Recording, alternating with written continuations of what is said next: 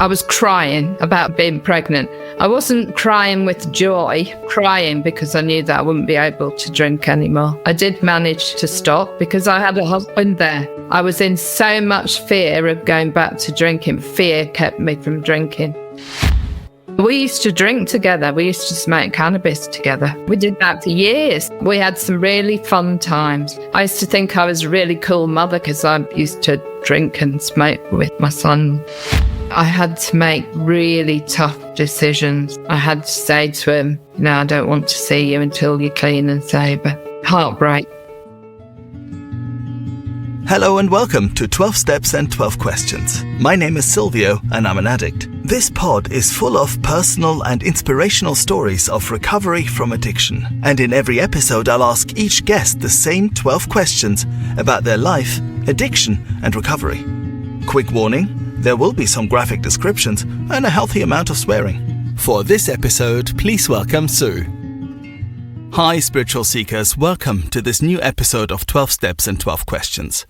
Today we're trying something new and exciting. We've got a double episode of a mother and son in recovery. I hope we can shed a light on how alcoholism or addiction and recovery can affect us within families. So we'll start with Sue today and we'll have her son Ollie in the next episode. Let's get right to it. Sue, would you like to introduce yourself? Hi, I'm a recovered alcoholic. I'm also a mother of a son who has addiction as well, I'm so grateful that he is recovered now as well. And my sobriety date is the 22nd of the 8th, 22. And I go to 2 fellowships, and that's AA and CA. Amazing. Thank you so much, Sue. Let's get right into it. The first of the 12 questions I ask every guest on this show is, Sue, did you have any adverse childhood experiences? I had an interesting childhood. We moved around a lot. I think between the ages of 2.5 and 16, I moved 5 times. So I would say it was quite disruptive, and I struggled with making friendships because I was always that new girl in school. And I think that's influenced my life since then in struggling to make connections and friendships. My father also had a very interesting hobby, which absolutely consumed his life. He was a circus fan. So he would travel to circuses all over the country. He had a big collection of circus memorabilia. He would put everything before us in terms of, we would go on holidays, but a circus always had to be involved. The whole house was decorated with circus things. All his friendship group was to do with the circus. So it was much more than a hobby. It was a complete and utter obsession. He used money for his hobby. He put his time and effort before us. So in a lot of ways, I would describe it actually as an ism. Yeah. So his own addiction was this hobby. Bit off script here, but any idea why this is so? Just really out of interest, because it's quite unusual, right? That someone would be so into circuses that he'd put that before everything else. So did he have an interest in it? In that he was he would have liked to be part of one, or that is he a trapeze artist who ended up working in insurance? What went on there? So he went to the circus when he was 8 years old. His father took him, and it just captured his imagination. He was very creative, actually, and somehow the sparkle of the circus, the expertise of the artist the smell, the lights, the music, everything. He was absolutely spellbound by. How did you feel about going to the circus 8 times a year or something like that? Probably more. That's also interesting. So when I was a child, I was quite anxious. So I had quite a lot of nightmares, and I also had some phobias as well. So one of my phobias was loud noises. So in the circus, there's lots of loud noises, a lot of bangs, things like that. So my experience of the circus was being very anxious.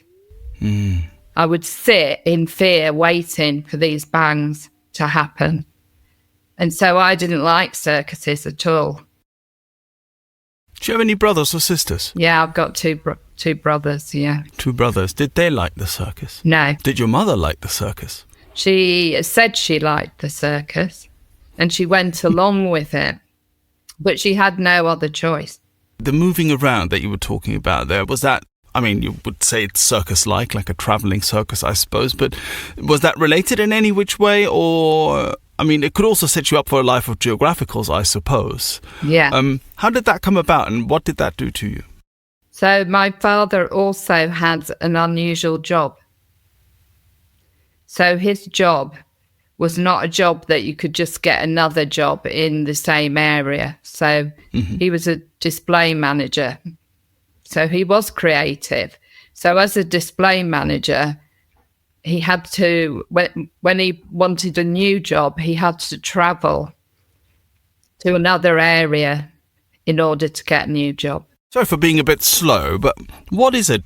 What sort of displays are we talking about? Or am I getting this wrong? I'm not really quite sure what it is. So a display manager is someone that does the shop front. So right, okay. It's not so prevalent now that you have the models in the front of the shop, and that, you know, their display in those days was something to catch the eye, to bring the shoppers in. So he used his creative skills to set up backgrounds and make it really inviting.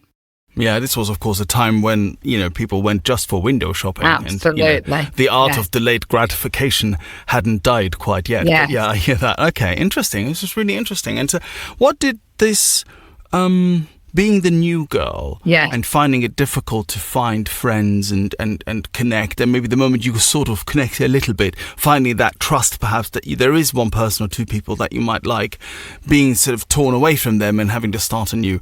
How did you experience this?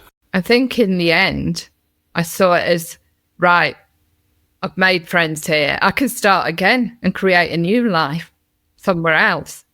But that, as I got older, it was more and more difficult because I was a teenager. And, you know, they're not very nice, other teenagers, especially if you're new. So it was always trying to find a way of getting into these established friendship groups. And sometimes, you know, I was very unpopular because, you know, people didn't like that I was trying to get into friendship groups and establish myself. And actually, latterly, when I was moving around, I'd only stay in a place for two years and then move on. Did you ever settle, just ever so slightly shining a light to the front, did you ever settle really then anywhere after all? The only place I think was the last place that I moved to with my parents, which was Cambridge. And I was older, I'd left school by then. And I really liked Cambridge, loved it. And I went to college, so we all started fresh in a college. So that was lovely. But then I moved again after that. This was because your father moved again, or because you No, that was because I went and did my nurse's training. Right, okay. Well, we'll get to that in a second. It's an unusual childhood, I think, in that you get sort of uprooted fairly regularly. So, and then finding new friends and establishing your own personality, I suppose, also becomes more difficult. Yes. Our question 2 is, what did the moment you first got hooked, or the fun times, what did that look like? So you're coming, and quite literally coming and going all the time, and at some point drugs, alcohol, or a behavior comes into your life and does something for you. How did that manifest? Very early on. Right. I was 13. And yeah, it was related, I think, to that sense of not fitting in. And I would go to parties. I always hung around with like older teenagers. So they were having like weekend parties and things like that. And very early on, when I drank a lot. So the first time I drank, and like most people, I was sick. But that didn't deter me. I just carried on going to parties. And I remember thinking, right, I don't like that feeling of being dizzy, but worked through it until I didn't feel dizzy when I drank. Yeah, this sounds strangely familiar. I did the same thing with fags, by the way. I decided at one day, I don't know how old I was, 14 or something, young in any case, too young. I decided that I wanted to smoke. I think all the cool people were smoking cigarettes, and I wanted to belong to that. It was very clear and obvious to me that this was the way forward. I don't know how I got a hold of them, whether I bought them and said they were for my dad or whatever, I don't know. Got the fags, start lighting them, throw up, because they're just disgusting when you first smoke. It's one of the worst things in the world. Gets you a bit buzzy though, of course, what with your nervous system reacting. Throw up, feel a bit rubbish about myself, and kind of just think to myself, do you know what, I'm going to try this again, give it a bit of time, like you would with like healthy self-talk nowadays, Relax, Silvio, you'll get this, you'll be all right, and then, so, because obviously you don't want to throw up in front of all the people you want to look cool in front of, so, but that, I had to do that a few times until I was actually able to smoke and look cool at the same time. You had a similar experience, and you worked through the dizziness. And I also did that with fags as well, by the way. I went on a school trip, and I remember I tried smoking before that, but went on a school trip, and I felt I'd spent the whole time learning how to inhale a cigarette. Yeah. Life skills, eh? Yeah, beautiful. Yeah, lovely life skills. So I used to go out and about drinking, and even then there was consequences. Early on. Very early on. I know that older men take advantage of, young women. And, I had experiences of that because I made myself vulnerable at that time. And then when I got to 16, I decided I became a born again Christian. Out of nowhere? So I went on, I was doing this pre-nursing course, and I went on this holiday, which was all to do with like nursing. But it just happened, I didn't realise, but it was all sort of organised by Christians. So that sense of belonging and that yearning for belonging, I found it by becoming a born-again Christian. So for 2 years, I didn't drink. I did smoke, but I didn't drink, and was going to this church. Right. Okay. And then you fell out of the church and you went back to the drink. Oh, yes. Within 2 years, I went away to nurse, and I was fully back into it again. You said something just a second ago, which I would like to carefully revisit. Making yourself vulnerable as a young girl or as a young woman is obviously not something that I've experienced.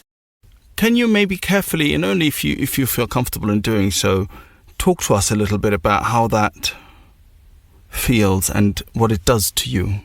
I used to go to these all-night parties, and I think a lot of this was, I didn't understand at the time what was happening, because I felt great that, someone liked me, fancied me, and so I would end up in situations where I know it was men taking advantage of a vulnerable young girl. Yeah. And this is part, I think, of the female addict and alcoholic experience, Yeah. I think. Absolutely. One that obviously, for obvious reasons, I can't really speak to a lot, but I just wanted to shine a little light onto that. And have it named as that, as part of the female alcoholic and addict experience. Not that it never happens to males, of course it does, but it's just not quite as common as it is for women, and probably something that deserves a whole podcast on its own. Yeah. But there were also fun times, I'm assuming. So gosh, yes. When I went away to nurse, there was fun times, there was parties. I mean, by then I'd kind of grown up, so I was more careful around men. And we went out and it was good times, but I still drank more than some of my peers. And did you have any idea around this? Did you notice this yourself? Did you think, oh, bloody hell, I seem to be the one who drinks most and I can drink quite a few guys under the table, quote unquote? What were your ideas around this at that time, if we'd asked Sue at 16? I think that I noticed what people said to me more than I thought it was okay and I was having fun, but there was just people would say certain things and that would really annoy me, and they were saying, oh, you drank a lot, or,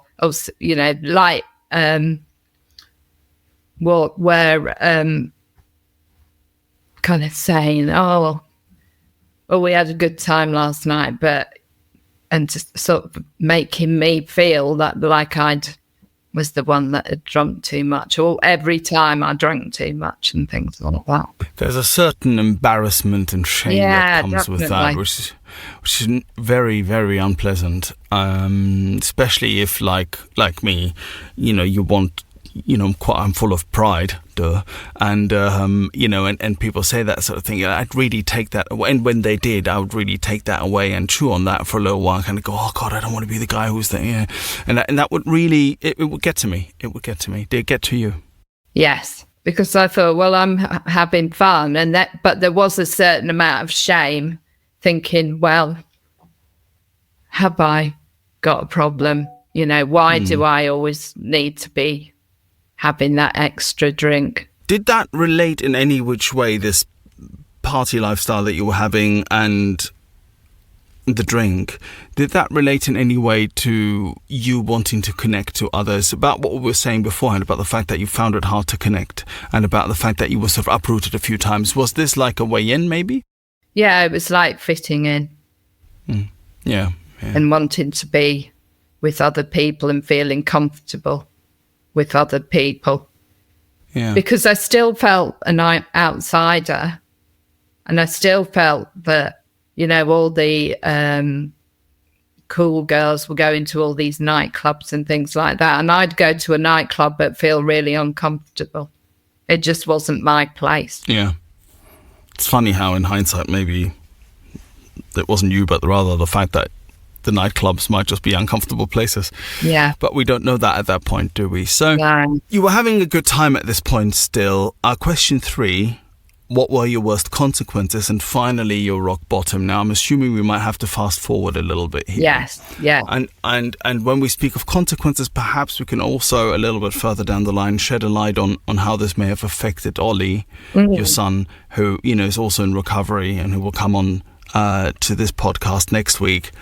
But talk to us a little bit about the progression of your illness Yeah. discovering that it's an illness and how this may have affected those around you? So when I came back from doing my nurse's training, I was living in Cambridge again. And I came back because I'd already had Oliver.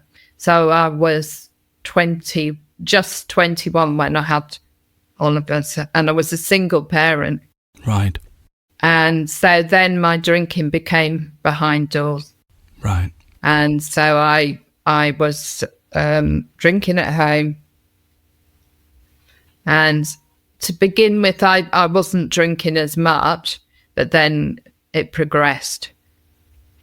By the age of 24, I had that time when I realised that I had to drink. That it wasn't a choice any longer. It wasn't a choice anymore for me. That line had crossed. That I wasn't just drinking. I was drinking because I needed to drink. And I was very young. I was only 24. It's very young. And I went to my first AA meeting. At 24? Yeah. So I sat in this room and there was much older people and I just couldn't get it. I just was sat there and I thought, what's this dusty old church hall and these people talking? How's that going to help me?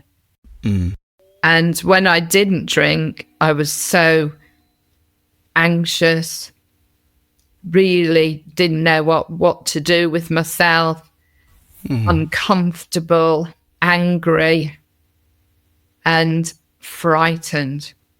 Now, I now very much know what that was. I also was getting some withdrawal symptoms as well. So then I had to drink. And I was full of such shame and I just couldn't understand why it happened. And I desperately didn't want to be an alcoholic. So I'd do all sorts of things to try to not drink. Oh, we'll come to those in a minute. But were you working at this time? I'm just trying to get a picture a little bit of what your life looked like. So you were working? I was working, yeah. As a nurse? As a nurse, and had my son, Oliver, at the time, yeah. Now, that in and of itself, of course, is quite something, right? Single parenting is extremely stressful. You've got your work, you've got someone to look after. Yes. And you've got withdrawal symptoms in the morning. Yeah. That's tough. That's a really tough spot to be in. Yeah. Desperate. How long did you stay in that spot, do you think? Do you know, it was 6 years trying to control it. That's a long time. Yeah, because 6 years is a long time. And a lot of that time I spent so much time trying to control it that I was in withdrawal symptoms because I just couldn't understand it, and I desperately didn't want to be an alcoholic. So you and me both. I would drink and then I would try and come off it for a period of time. I could only do a 2 days, 3 days, and then I'd drink again a lot. But you see, I never drank until Oliver had gone to bed. Right, okay. So he was shielded from the obvious part, so to speak. Yeah. I didn't drink all day, which was fortunate. I never got to that point, which was great, but I didn't. Let's very quickly just put this in brackets. Yeah. There's so many common misconceptions around the type of drinking or using you have to do in order to be an alcoholic, right? Yes. So if I just look at my own experience, I was convinced that I wasn't an addict for many reasons. One, I was always able to put it down for a few days, right? If something was happening and I needed to be, that was no problem. I was thinking about it all the time. Oh, absolutely. Yeah, but I wasn't using, so clearly I don't really have that much of a problem, right? That was one. Another one is that you have to drink every day or have to drink in the morning, for instance. That's another one of those that I hear a lot. And another thing for me was because I was able to stop for some reason in my 30s. I was able to stop using and then I started again because it wasn't a linear progression, right? From start using, boom, boom, boom, boom, boom, come into recovery. That was another reason for me to think that I wasn't really an addict. So I'm assuming because you were able to put it down and manage it in one way or another, you must have thought the same. I think because I had some withdrawal symptoms, I knew that there was something wrong, but I didn't know how to stop. And I tried so many things, I'm only going to drink lager. I'm going to have 2 days off in between. I'm going to go and see the doctor and see what they can do. They just gave me sleeping tablets, which was going to compound the problem. Yeah, I was going to say that's a really famous way of making things a whole lot worse. Yeah. Now, how do you think around this time in those 6 years, how do you think your ability to parent was affected? And how do you think perhaps, he'll speak for himself, of course, but how do you think Ollie might have been affected around this time? Around this time, he must have, he was small at that time. It was up until he was 7. Right.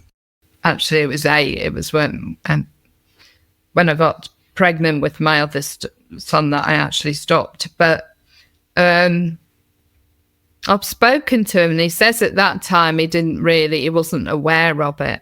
But he had a hungover mother when I'd had a big session, and he had an irritable, anxious, depressed mother when I wasn't drinking. It's quite difficult, of course. Yeah. Especially if your first memories around that time, or those really early childhood memories, when they are affected right away, because it can, I don't want to speak for him, of course, speaking of my own experience, set such a, that's what I'm looking for. It sets the tone in certain ways. It certainly did for me. Yeah. Be interesting to see what he'll say about this next week. What happened then after the 6 years? You said you stayed in that spot for 6 years. How did it progress? So after that, I actually got married. Oh. And I got pregnant after a year. And I remember I sat on the step in the kitchen, and I was I was crying about being pregnant. I wasn't crying with joy. I was crying because I knew that I wouldn't be able to drink anymore. Was it that clear? Yeah. That was the reason why you were crying? Absolutely.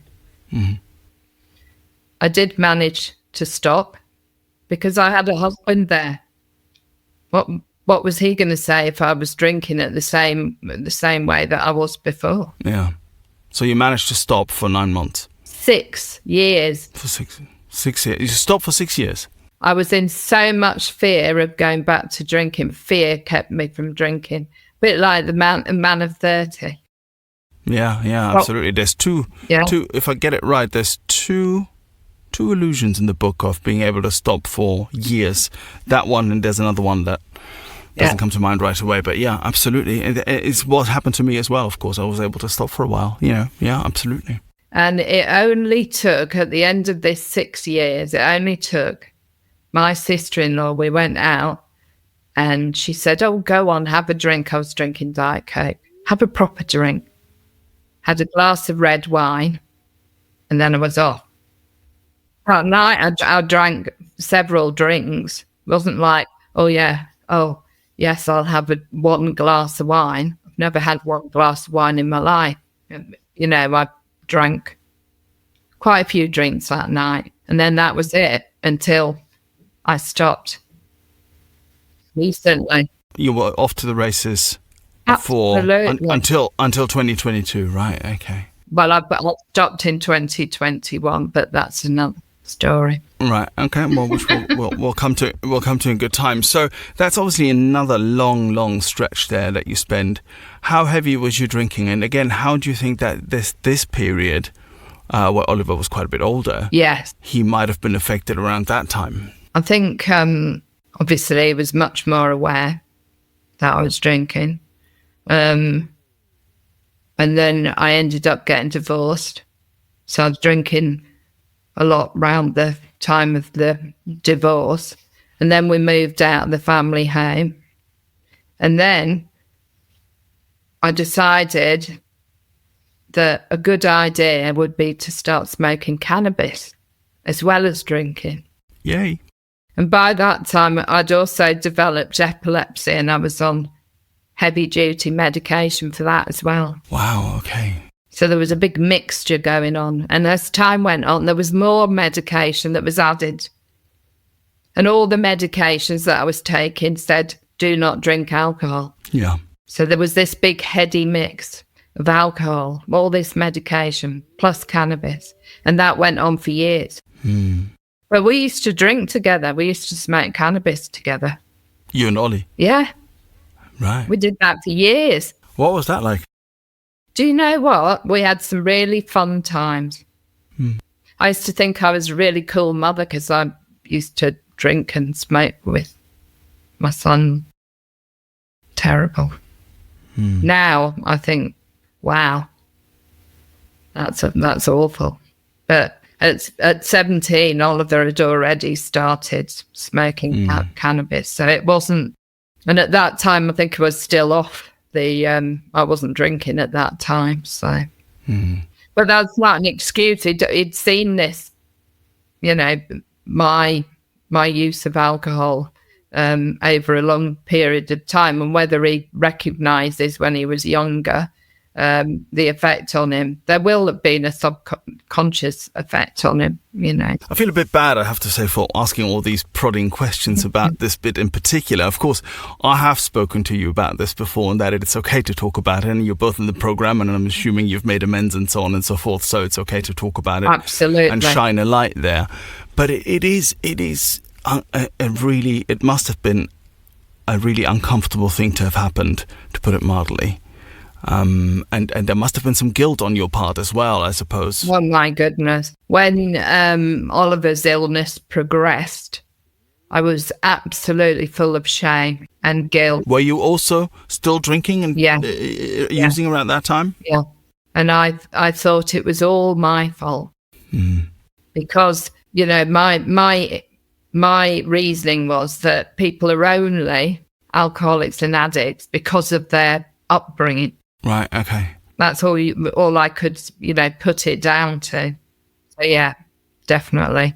Now, around this time when things got really, really bad, you were drinking and using. Ollie was out there drinking and using. I'm assuming this may have been some of the worst times that you have had. And this is our question 4. At your worst, did you ever want to die? Did you consider suicide? Definitely. In the end, I had a period where I was suicidal most of the time.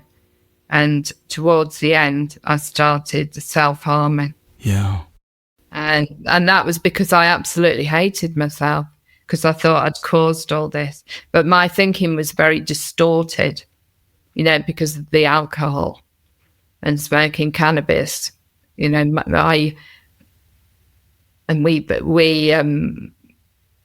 we of course exaggerate things, and we've got delusions around things. So I couldn't think clearly. No. So then the self-hatred got to the point where I was in so much distress that I started self-harming. Self-harming, of course, is a major issue, not just in addiction. Yeah. Right. Yeah. I don't have much experience of it myself. I mean, I certainly harmed myself. I think, you know, the way we drink and use is a form of self-harm, undoubtedly. Of course, yeah.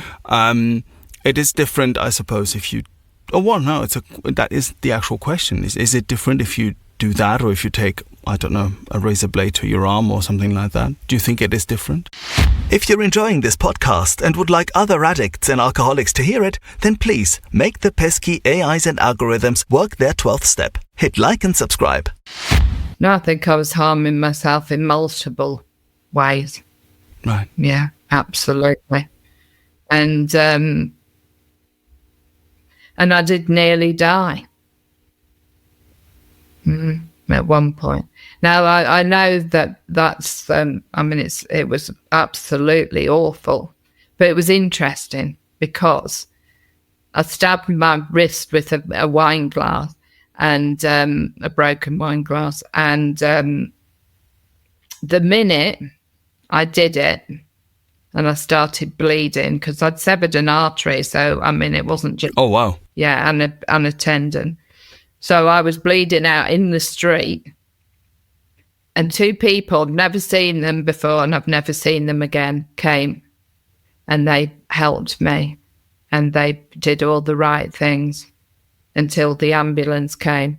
But the minute I did that, I've never wanted to live more than when I did that. Wow, it's a particular form of rock bottom, touching death, seeing death, so that you want to live. Absolutely. And I've never, ever self-harmed ever again since then. And even, you know, when I was still out there drinking, that was it. I never, ever did it again. Yeah. Thank you, Sue. It's a really profound thing to say. Our question 5 is, what other methods did you try to get sober before finding the room? So we kind of touched on it a little bit, but let's go into it one more time. So you tried the what I always call our personal refreshing brand of moderation. So you had a lager phase, if I remember that well. Oh, yeah, I tried the lager phase. So I thought, well, it's a greater volume, so I'll not drink as much. Well, I could do that for about 2 days, and then I just went back to normal drinking wine. I went to alcohol services. They told me to reduce, and being an alcoholic and having the allergy, obviously that didn't work. They used to phone me once a week, and, you know, they're just doing what they're told to do and what they can do. Yeah. It's you know, they're doing the very best with the training that they're given. Undoubtedly. Didn't work. Went to a place in Sheffield that is a recovery place. Did smart recovery. What is smart recovery? It's where you sit in a group, you take responsibility. It's like you've chosen to drink and use, and you've got to ride out these cravings. And you use other strategies like, you know, distraction, doing hobbies, being present in the moment. And there's these things, and actually it's quite good where you look at what's happened in your day and you evaluate how you behaved and what you can do better next time, that sort of thing. Now, very quickly, just look this up. I mean, I know of Smart Recovery, of course, I just never attended a meeting.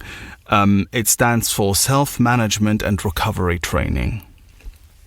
And no, you know what, we because, you know, we there's a certain sense, I suppose, of, well, we have found a real good solution here, so why do we need anything else? But I don't know, maybe this, I'm assuming it does help some people. I tried something like this. I didn't try Smart Recovery, and I want to be very clear here that I'm sure they do wonderful, great work, and just because it doesn't work on me, it doesn't mean that it's not valid or it doesn't work for anybody else, right? We have no monopoly on recovery. The book says we have no monopoly on God, so I want to make this extremely clear. But I tried something quite similar, if I may, very quickly. I bought a book, a cognitive behavioral therapy book, about addiction, because, you know, I'm the proactive type, right? Self-reliance and all that. So I bought this book, and in it, it had all those things that you just said, or sort of exercises around this. You know, the 3 Ds it was called. You know, if you get a craving, what was it? Delay, distract, decide. So you delay the decision as to whether you want to drink or use for 30 minutes. You distract yourself in that time, and then you take a decision, right? And I really tried this. And it you know what? It just slowed the allergy And the obsession down for me for that time, I wasn't always able to do it, but it slowed down. You know how in the book it says that we were not able to remember with sufficient force the humiliation of a week or a month ago. And it was exactly that. I could see those pictures, me on the floor trying to pick up stuff that I think is cocaine, rub it into my gums. It's 3 a.m. in my underwear. Yeah, that's usually what ended up happening. And it would not prevent me. It would not have the sufficient force for me to then stop and say, actually, I'm going to take a different decision. I always took, at the end of the 3Ds, I always took the same decision, which was I was going to go out and use. It's really interesting, this, how we are affected by this and how other people may be affected. So you tried SMART. Sorry for hijacking that a bit, but I just love that. No, it's good. That whole concept and the experience of it, yeah. And while I was there, I was doing crafts. I've never done crafts so much. Okay. Intensely sewing at night times. And I was like crawling out my skin, just so desperate. So obviously after 4 months, I had a drink. And I was very happy to have a drink. Yeah. Because, I can't bear that feeling. You have to go for that ease and comfort. Yeah, that sense of discomfort, that we get when we are in untreated alcoholism is extremely difficult, I think, to relate to anybody. It was awful. So when you came into the rooms, at some point you decided that you had enough and you were going to give AA another go, or CA, I don't know. When you came in, our question 6, did you struggle with the word God? I think when I started doing the steps with a wonderful sponsor who was properly armed with the facts about herself, it was amazing. But I was like searching. I was thinking, well, is it nature? Or do I have to go to organised religion? Or it might be Buddhism. But until you go through 4 and 5, I think you're so blocked off and you have to have no concept of God and you have no ability to properly connect. You feel like you're praying to what you're praying to. Yeah. But even though you don't have that concept, I think it is really important to just pray. It doesn't matter. Just pray. But I certainly didn't until I was at 4 and 5. And my concept of God has changed over time and continues to change. Yeah. Did you, but when you came in, I mean, you've said this, I think we've done 50 episodes now, and I've said this at least 50 times, when I came in, I was super agnostic. I decided that the whole God thing wasn't for me at some point in my teens, unbeknownst to me really in a way, but there's a long and tedious conversation about how my agnosticism was born, but I was full of it. I was full of, I can't even look at the word, right? Did you have something similar, or were you just a little bit more open-minded than me? Not difficult. I'd had that experience of becoming a born-again Christian. Of course. But I'd turned my back on that. I decided that they were all hypocritical and that I didn't fit in with these people. And I wanted to go out and be in the world and do what I wanted. So I think I had a slight feeling that there was something out there. And I was seeking, because I went to do classes at the Buddhist Center. I was interested in meditation, but of course I couldn't access it because I was drinking so much. Yeah. But I thought, Sue's going to be super spiritual. Right. Well, get those cards with affirmations on, all that sort of thing. But it was having a personal relationship with God. I don't think I believed that was possible. Right. Or that it would stop me drinking. How does that relate to stopping drinking? But, alcoholism has got the ability to really make you think about, what do you want to go back to where you were, or are you going to take a spiritual solution? Yeah. So, Are you at least willing am I to try? Look at that. Have I got just a little tiny bit of belief? Yeah. Yeah, absolutely. Or at least a willingness to say there might be something else out there. Yeah. Yeah. Well, I don't think I had a problem with it because of my level of desperation. Yeah. Our question 7. How do you experience your higher power today? Yeah, it's amazing. I see that God is in everything, everything, the nature. And also, when I look at an object, I can see that there was people that were making that object. So there's God in that, and then they make it, and then someone delivers it. So they're a part of it, and then you get it in your house. Then people sit on it, say it's a chair. Different people are sitting on it. But also the connectedness, going to face-to-face meetings, I see it. I see God within people. And just the joy of now seeing the world without that grey filter that I saw it through for so many years. And I do feel that lovely warmth, inside when I'm praying and when I'm talking to people. So yeah, it's special. That warmth of the connectedness, when you feel connected to the capital T totality, is something to behold. When we manage to remove things that are blocking us, my case, often anger or other bits and character defects here and there, and if I'm just able to sit still for long enough and be still for long enough, it comes of its own accord, and it's like nothing else. Wonderfully said. Question 8: which parts of the steps were the most difficult for you?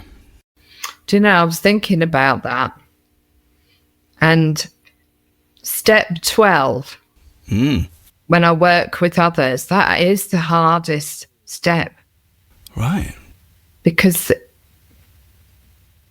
I find it really difficult if people don't get it, and then people go back out. What do you find difficult about it? Because I feel that I could have done more, or, I failed them. And I know that it's not me. I know it's God. And God they may not be ready, it may not be in God's plan. And it's nothing to do with me. If I take someone through this beautiful book and share my experience with them, I can't do any more. There is nothing more. That guidance, that's what we're doing. And so I know that, I understand that. But it's that frustration of whether they're willing or not. At the root of that, I think, certainly when I get that sort of frustration, which is very familiar to me, at the root of that, I think, at least to a degree, is compassion, is to know, to witness suffering. Yeah. When there is a solution available. But then that doesn't, but then me wanting to control somebody else's readiness, of course, it's just me playing God. It's just me wanting to steer things in a way, So it's a massive step 3 failure, of course, when that happens to absolutely. me. but some of it, at least to a degree, some of it is probably about control.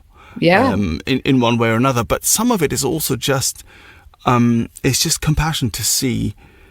If only I could give that desperation to that person, but then of course that is outside of our remit, not up to me to do that. It is. But it is something that I can relate to, absolutely. Our question 9: which character defects give you most trouble? Judgment. And I hate being like that. But I think what's helped with that is seeing God inside people and having compassion about how, certainly fellows, how horrendous their life has been before they make it into the rooms. And that people are sick when they come into the rooms. I was sick when I came into the rooms. You know, people aren't going to behave all, you know, perfectly because they just entered the rooms. But, you know, I can be judgmental in other ways as well.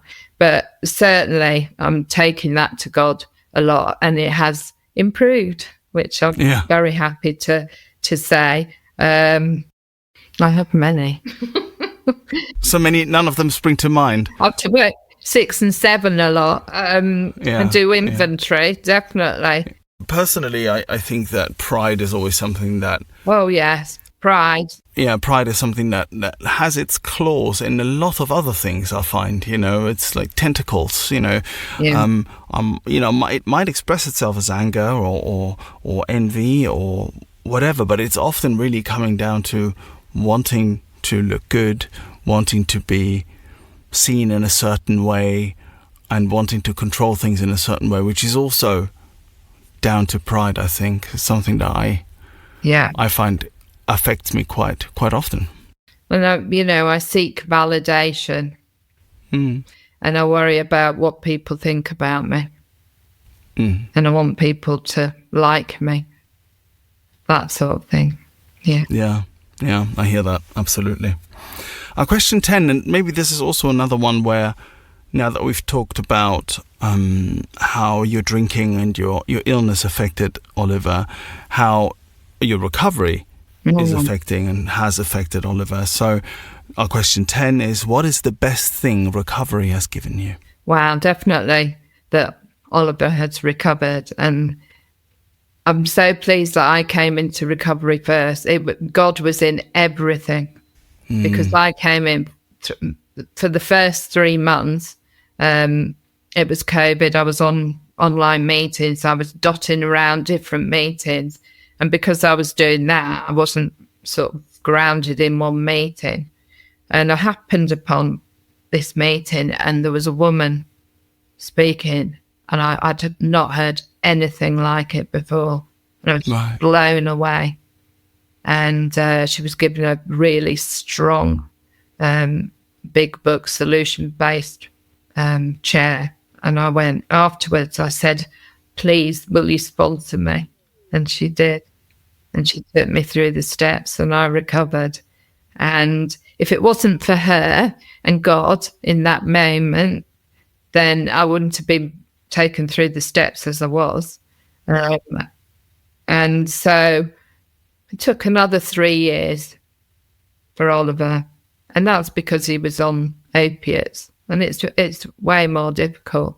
But I was able to talk to him, and he was able to see a change in me.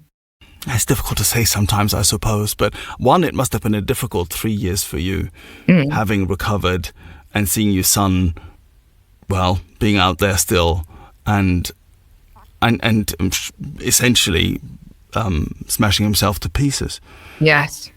But do you think that just leading by example, I suppose, right? So by being recovered. Yes. Do you think that has made an impact on him? Yeah, definitely. And once I recovered, I was able to understand that he had an illness. And so I could have much more compassion around that. Yeah, absolutely. But I had to make really tough decisions. And ultimately, in the end, I had to say to him, you know, I don't want to see you until you're clean and sober. Heartbreak. Oh, talk to us a bit about that, because it is something that I've spoken with a parent of a particular young man out there about, and it must be the hardest thing to do for a mother. Yeah, it absolutely broke my heart, but I knew it was the right thing to do at that time. Because he needed to smash himself to pieces to have that willingness. And so that was for 7 months. How did he take it? I don't know how he took it at the time. But he now We'll ask him.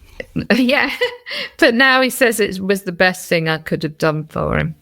Yeah, it's interesting, isn't it? Because it is the most counterintuitive thing, I suppose. Yeah. Right, for a parent, you've looked after this child for, 20 years or whatever it is, and then, you have to turn your back on them. It must be the most difficult thing, but it is also the most strongest signal, I suppose, that you can send to someone. Yeah. It was that detaching with love, just heartbreaking, but so necessary. And also for my sanity, because you become as insane as the person. Certainly when I was drinking, I became completely insane.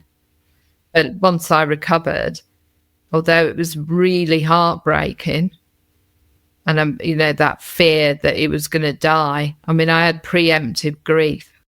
Wow. Yeah. Just expected that he would one day die. Yeah. But going back to having to leave him for those 7 months, didn't see him at all, no messaging, nothing. And then he sent me a text and said, I'm in detox. Oh, my goodness. And then I did everything that I could for him to Lovely. help him.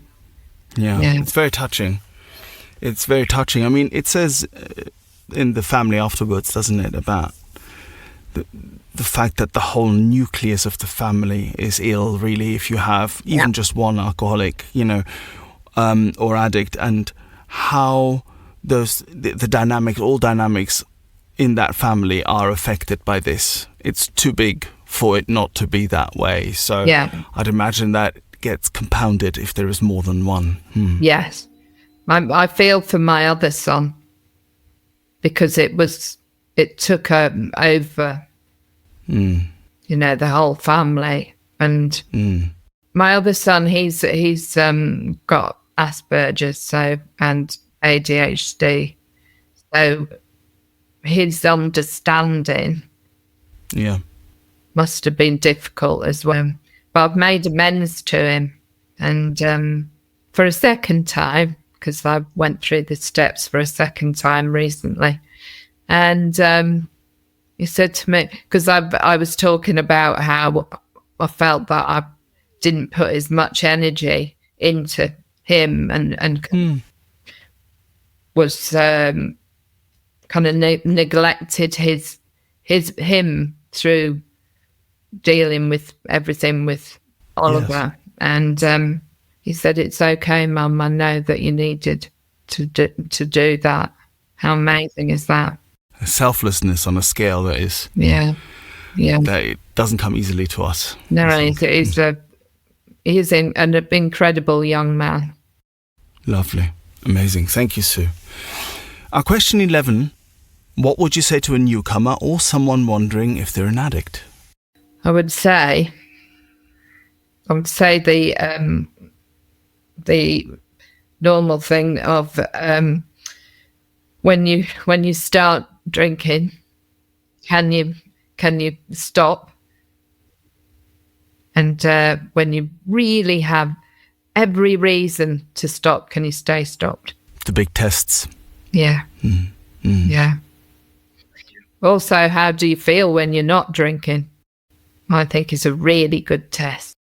Well, we were discussing, weren't we, earlier about the fact that we were both able to put it away for some time or have some sort of, not sure whether control is the right word, but let's go with it, right? Some sort of agency. And how I felt around that time, well, nervous, easily displeased, irritable. I'm the most irritable person in the world, just fly off the handle just like that. Yeah. And constantly and continuously thinking of getting more cocaine, Yeah. It'd be 7 o'clock in the morning and I'm taking a shower and it's a random Tuesday.